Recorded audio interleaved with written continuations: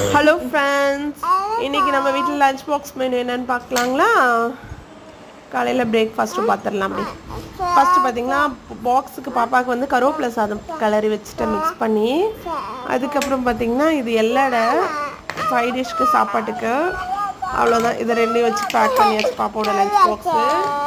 ஸ்நாக்ஸுக்கு பார்த்திங்கன்னா கார்ன் வச்சுருக்கேன். கார்ன் வேக வச்சுட்டு அதில் லெமனும் கொஞ்சம் சால்ட்டும் ஆட் பண்ணி மிக்ஸ் பண்ணி வச்சாச்சு. இன்னொரு ஸ்நாக்ஸுக்கு பொமக்ரானட் வச்சாச்சு.